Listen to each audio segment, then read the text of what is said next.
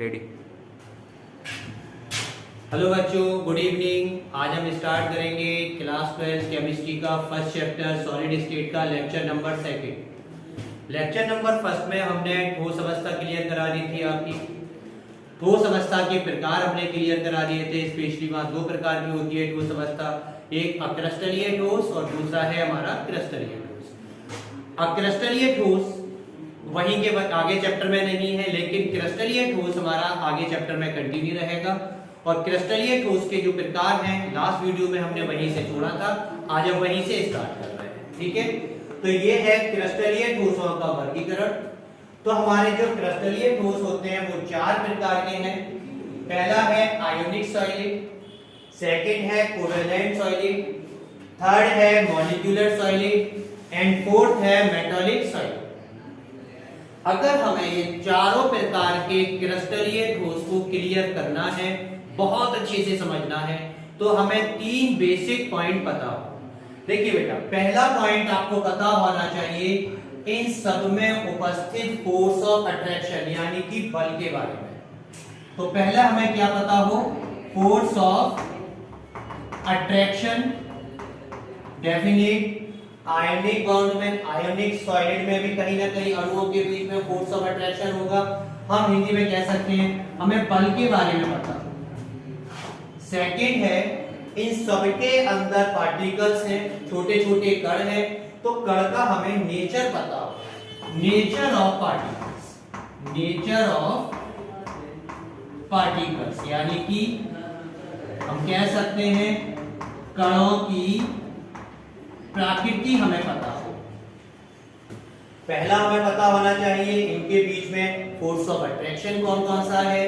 Second, भाई solid है तो डेफिनेट छोटे छोटे कण होंगे, उन कण का नेचर क्या है।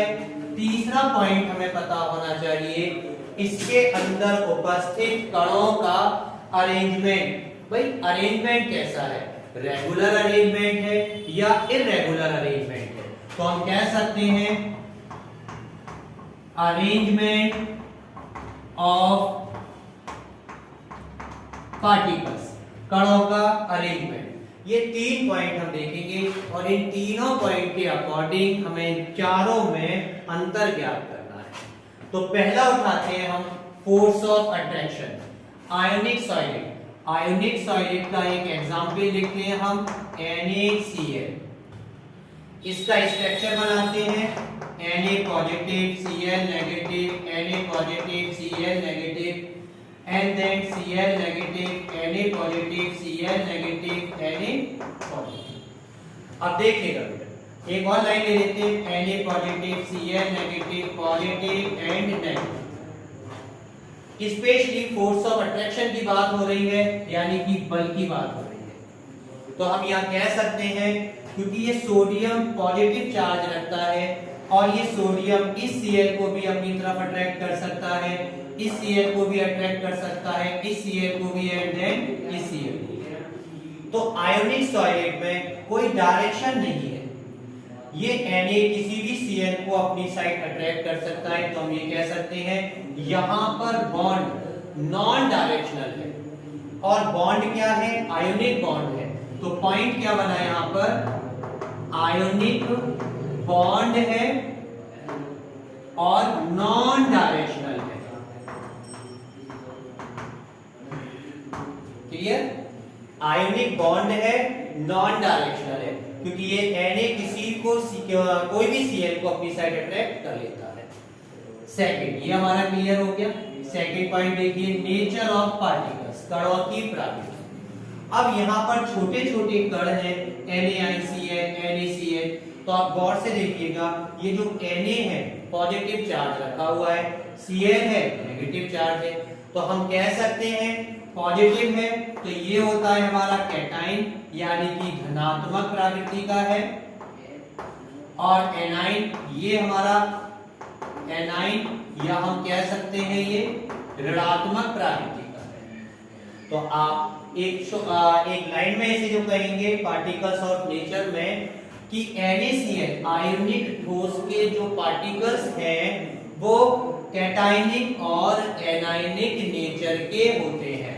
तो आप लिख दीजिए कैटायनिक एंड एनायनिक नेचर। चलिए सेकंड देखेंगे हम अरेंजमेंट ऑफ पार्टिकल्स। कुल मिलाकर ये छोटे छोटे जो अणु हैं एक दूसरे से कनेक्ट है, जुड़े हुए हैं और एक रेगुलर अरेंजमेंट है।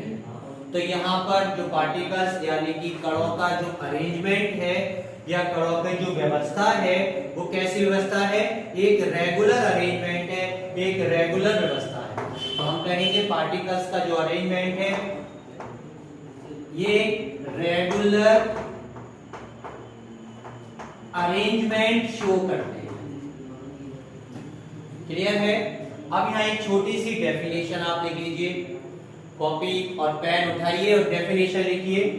डेफिनेशन है आयनिक ठोस किसे कहते हैं, तो आप लिखोगे वे पदार्थ जिनमें आयनिक बॉन्ड या नॉन डायरेक्शनल बॉन्ड होता है, पार्टिकल का नेचर कैटायनिक और एनायनिक होता है तथा कणों का अरेंजमेंट रेगुलर होता है। ऐसे ठोस को हम आयोनिक ठोस या फिर आयोनिक सॉलिड कहते हैं। क्या क्लियर है? अब सेम यही 3 पॉइंट हम यहां लगाएंगे और सेम यहां एंड पे। तो फर्स्ट ये क्लियर हो गया। अब आइए बेटा सेकंड देखिए, रफ कर दें।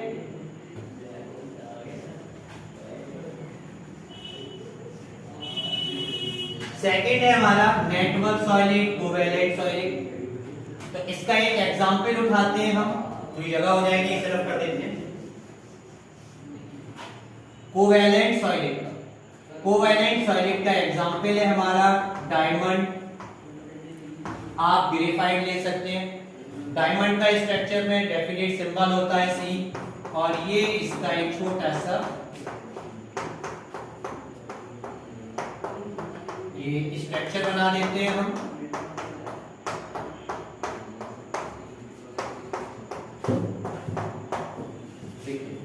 अब 3 पॉइंट यहां भी उठाएंगे। पहला पॉइंट है फोर्स ऑफ अट्रैक्शन। क्लियर? याद रखिएगा सहसंयोजी ठोस के अंदर जो फोर्स ऑफ अट्रैक्शन होता है वो दिशात्मक होता है, डायरेक्शनल होता है। रीजन कि यहां से एक एक इलेक्ट्रॉन का साझा हुआ है तो ये बॉडी इस साइड ही बनेगा जहां से साझा होता है। तो पहला है फोर्स ऑफ अट्रैक्शन में, याद रखिएगा यहां पर है बल कैसा होता है, दिशात्मक यानी कि डायरेक्शनल बॉन्ड पाया जाता है। Directional bond force of attraction कैसा होता है, दिशात्मक बल पाया जाता है, या हम ये कह सकते हैं सहसंयोजी बल पाया जाता है। और सहसंयोजी बंध पाया जाता है। सेकंड देखेंगे नेचर ऑफ पार्टिकल्स। देखिए बेटा यहां पार्टिकल सिंगल बॉन्ड से जुड़ा हुआ है, ना इस पे कोई चार्ज है, तो ये पार्टिकल्स इसके सहसंयोजी नेचर के हैं। नेचर ऑफ पार्टिकल्स क्या है, सहसंयोजी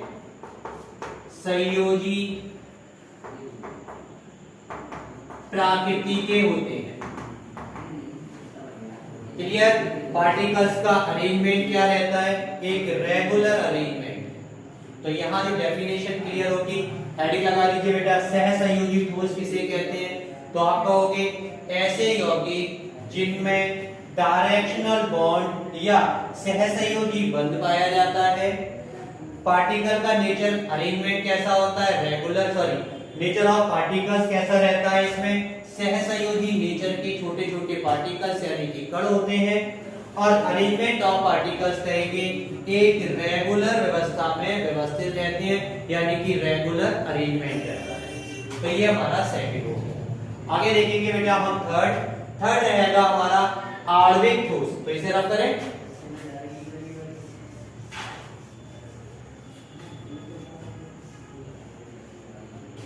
आणविक ठोस यानी कि मॉलिक्यूलर सॉलिड।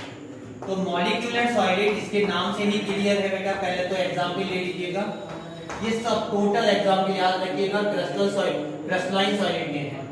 तो इसका एग्जांपल लेते हैं आइस, या हम ले सकते हैं ड्राई CO2। तो ड्राई CO2 लेते हैं, CO2, ये ड्राई CO2 का स्ट्रक्चर है।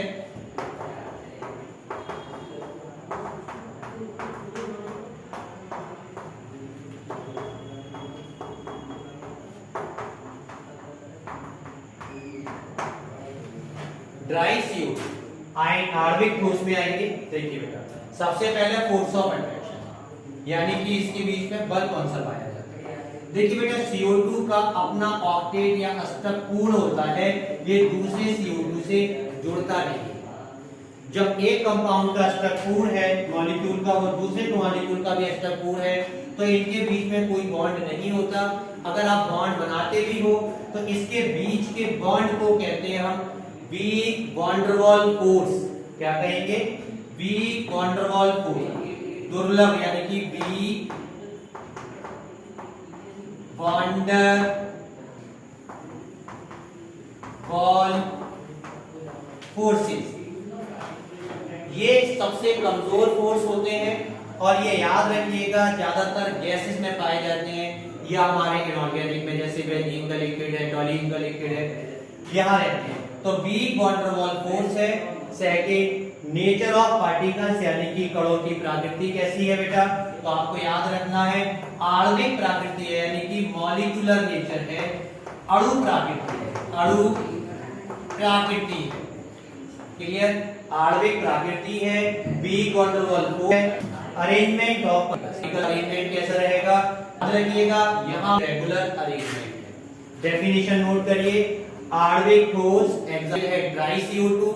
डेफिनेशन, ऐसे आणविक ठोस वह पदार्थ है जिनके अणुओं के मध्य वीक वैन डर फोर्स पाया जाता है, कणों का नेचर आणविक नेचर का होता है और पार्टिकल्स का अरेंजमेंट, यानी कि कणों का जो व्यवस्थित रूप है वो एक रेगुलर अरेंजमेंट में होते हैं।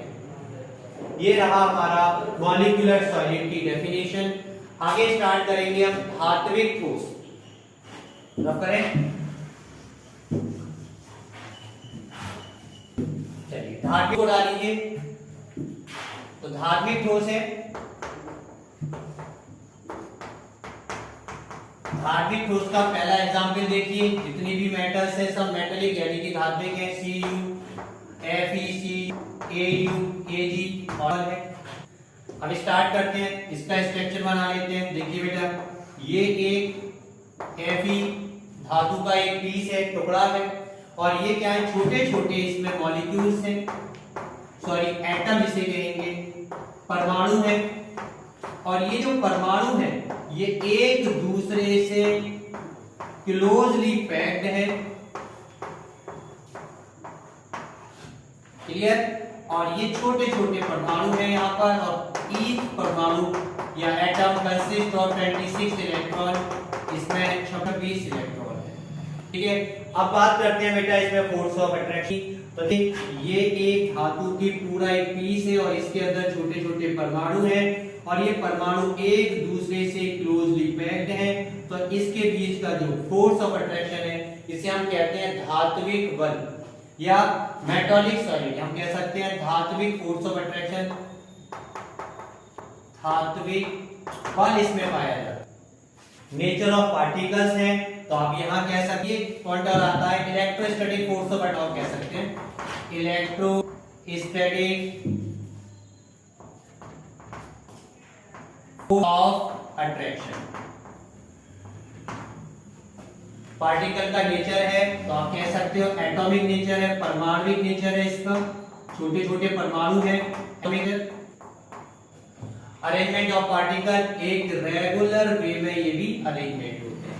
तो एटॉमिक यानी कि धात्विक किसे कहते हैं, वे पदार्थ जिनके अंदर धात्विक बल या धात्विक बल पाया जाता है, या आप कह सकते हो electrostatic force of attraction, metallic force of attraction पाया जाता है। पार्टिकल का नेचर कैसा है, एटॉमिक नेचर के पार्टिकल्स हैं और इसके अंदर अरेंजमेंट ऑफ पार्टिकल्स क्या है, एक रेगुलर अरेंजमेंट में है। तो इस तरीके से हमारा पॉइंट क्लियर हुआ। चलिए उसका वर्गीकरण, अगला रहेगा इसके क्वेश्चंस, अभी स्टार्ट करते हैं।